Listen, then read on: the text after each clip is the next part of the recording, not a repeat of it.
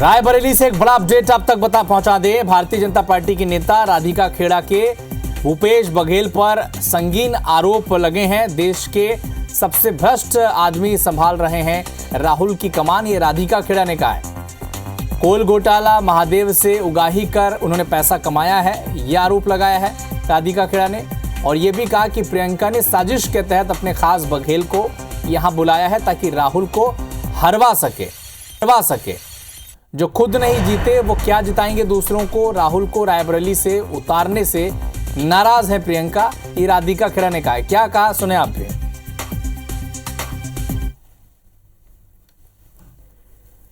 क्योंकि रायबरेली को पैसे की जरूरत थी, चुनाव में झूठा प्रचार करना है ना, यहाँ पे काम के नाम पे तो कुछ दिखा नहीं सकते। और सबसे ज्यादा पैसा अगर भ्रष्टाचार का किसी के पास है तो वो सब जानते हैं भूपेश बघेल के पास है। कोयला खनन का पैसा हो, महादेव ऐप का पैसा हो, शराब घोटाले का पैसा हो, या हमने देखा है सीएम साहब का जो फंड आता था ट्रक ड्राइवरों से तक जो पैसे कलेक्ट करते थे, वो सारा पैसा कहाँ आया है और क्यों इकट्ठा हो रहा था वो सब जानते हैं और आज देखने को भी मिल गया। इसीलिए प्रियंका गांधी अपने चमचे के आगे ढाल बन के हमेशा खड़ी रहती थी, क्योंकि सारा पैसा यहाँ लेकर आना था। लेकिन विडंबना देखिए ना कि जिसको उन्होंने यहाँ की कमान दी वो खुद जो अपना प्रदेश नहीं जीत पाए, एक हारा हुआ मुख्यमंत्री जिसके कार्यकाल में सबसे बुरा नतीजा अगर कांग्रेस ने देखा है छत्तीसगढ़ में तो उनके देखा है, जो जिसका लोकसभा चुनाव भी आने वाले, एक हारा हुआ व्यक्ति किसी को क्या जितवाएगा। ये भी एक साजिश है प्रियंका गांधी की कि उन्होंने अपने भाई को यहाँ जीतने नहीं देना है, इसलिए एक हारे हुए व्यक्ति को यहाँ की कमान दी है कि वो राहुल गांधी को हराए। क्योंकि जो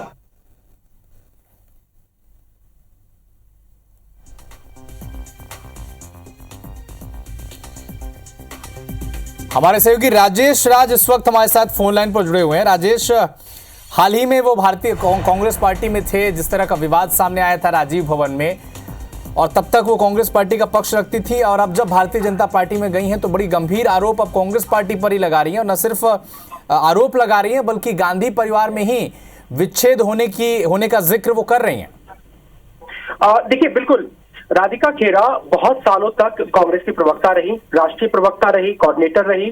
और जब छत्तीसगढ़ में कांग्रेस की सरकार थी तब भी वो यहाँ पे संयोजक के तौर पे आती थी और लगातार भूपेश बघेल के सरकार के काम को ही डिफेंड करती थी, अच्छा बताती थी।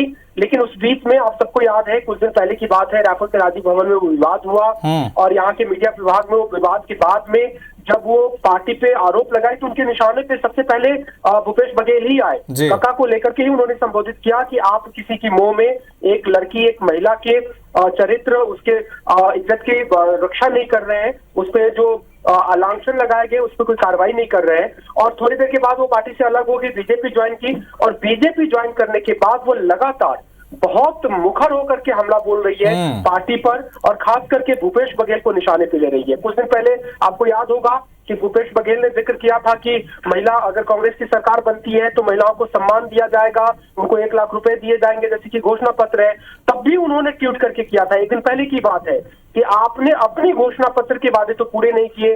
2018 में आपने कहा था कि 500 रुपए प्रति महीना यानी 6,000 रुपए सालाना देंगे, वो तो आपने ठगा।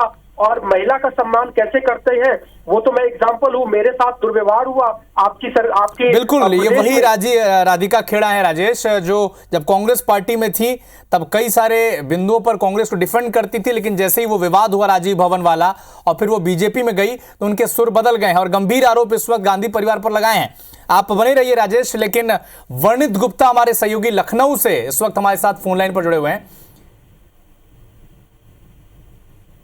तो प्रतिक्रिया पहले सुनाते हैं आपको राधिका खेड़ा की, फिर वर्णित गुप्ता से बातचीत करेंगे। क्योंकि रायबरेली को पैसे की जरूरत थी, चुनाव में झूठा प्रचार करना है ना, यहाँ पे काम के नाम पे तो कुछ दिखा नहीं सकते। और सबसे ज्यादा पैसा अगर भ्रष्टाचार का किसी के पास है तो वो सब जानते हैं भूपेश बघेल के पास है। कोयला खनन का पैसा हो, महादेव ऐप का पैसा हो, शराब घोटाले का पैसा हो, या हमने देखा है सीएम साहब का जो फंड आता था ट्रक ड्राइवरों से तक जो पैसे कलेक्ट करते थे, वो सारा पैसा कहाँ आया है और क्यों इकट्ठा हो रहा था वो सब जानते हैं और आज देखने को भी मिल गया। इसीलिए प्रियंका गांधी अपने चमचे के आगे ढाल बन के हमेशा खड़ी रहती थी, क्योंकि सारा पैसा यहाँ लेकर आना था। लेकिन विडम्बना देखिए ना कि जिसको उन्होंने यहाँ की कमान दी वो खुद जो अपना प्रदेश नहीं जीत पाए, एक हारा हुआ मुख्यमंत्री जिसके कार्यकाल में सबसे बुरा नतीजा अगर कांग्रेस ने देखा है छत्तीसगढ़ में तो उनके देखा है, जिसका लोकसभा चुनाव भी आने वाले, तो एक हारा हुआ व्यक्ति किसी को क्या जितवाएगा। ये भी एक साजिश है प्रियंका गांधी की कि उन्होंने अपने भाई को यहाँ जीतने नहीं देना है, इसलिए एक हारे हुए व्यक्ति को यहाँ की कमान दी है कि वो राहुल गांधी को हराए, क्योंकि जो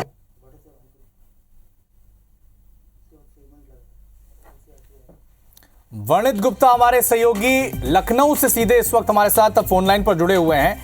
वर्णित, आपने राधिका खेड़ा को सुना, आरोप लगाते कांग्रेस पार्टी पर तब तक तो ठीक था, लेकिन गांधी परिवार पर विच्छेद का आरोप भी लगा दिया। ये कह रहे हैं कि भूपेश बघेल को प्रियंका गांधी रायबरेली भेजे हैं ताकि राहुल गांधी को चुनाव हरवा सके। देखिए, ये आरोप तो देखिए, जब पार्टी ऑपोजिशन में, अभी कोई भी व्यक्ति ऑपोजिशन में होगा तो वो अपना नैरेटिव सेट करने की बात करता है, लेकिन बड़े बयान जो है वो राधिका खेड़ा की तरफ से जो है वो सामने आए हैं। आप देखिए, जिस तरीके से आप भी अभी बता रहे थे कि जब सरकार थी छत्तीसगढ़ में कांग्रेस की, तो किस तरीके से राधिका खेड़ा ही जो है वो भूपेश बघेल के बारे में जो है चर्चा करती थी, बताती थी, उनके कामों को गिनाती थी। और अब जबकि ऑपोजिशन में है तो हमारे संवाददाता से इन्होंने रायबरेली में बातचीत की और राधिका खेड़ा ने सीधे आरोप लगाया कि जिस तरह से राजीव भवन में उनके साथ बदसलूकी हुई, जिस तरीके से महिलाओं के प्रति जो कांग्रेस पार्टी का व्यवहार है, और वही दूसरी ओर जिस तरीके से कांग्रेस पार्टी अपने मैनिफेस्टो में न्याय की बात कर रही है, महिलाओं को 1 लाख रुपए देने की बात कर रही है, तो ये सब जो है खाली कोरी बातें हैं, इनका कोई जो है बेस नहीं है। वही उन्होंने अटैक किया भूपेश बघेल के ऊपर। आपको बता दें कि भूपेश बघेल और अशोक गहलोत जो कि सीएम रह चुके हैं राजस्थान के, और भूपेश बघेल जो कि छत्तीसगढ़ के सीएम रह चुके हैं, उन दोनों को यहाँ जिम्मेदारी दी गई है रायबरेली और अमेठी की कि वो यहाँ पे जो गांधी परिवार की जो पैतृक, एक तरीके से कहा जाए, जो पुरानी पैतृक सीट रही है, इनको किस तरीके से होल्ड बैक किया जा सके इस लोकसभा चुनाव में, तो इसको लेके इन दोनों को यहाँ पे भेजा गया था। तभी से हम देख रहे हैं कि राधिका खेड़ा आज वहां पे है और उन्होंने किस तरीके से जो है भूपेश बघेल के ऊपर अटैक किया। लेकिन इस बार से वो भूपेश बघेल तक नहीं रखी, उन्होंने गांधी परिवार को भी आड़े हाथों लिया है। सीधे तौर पे सवाल पूछे गए हैं, राधिका खेड़ा की तरफ से आरोप भी लगाए गए हैं कि रायबरेली में जो है काम नहीं हुआ है। इनकी जो सांसद थी वो बीते 5 साल लापता रही है और अब वो रायबरेली की जनता से जो है वो उम्मीद कर रही है और उनको कह रही है कि अब उनके बेटे को सपोर्ट करें, उनके बेटे को जो है वो सौंप रही है, और वो कह रही है कि रायबरेली की जनता उन्हें जो है सांसद बनाए रायबरेली से।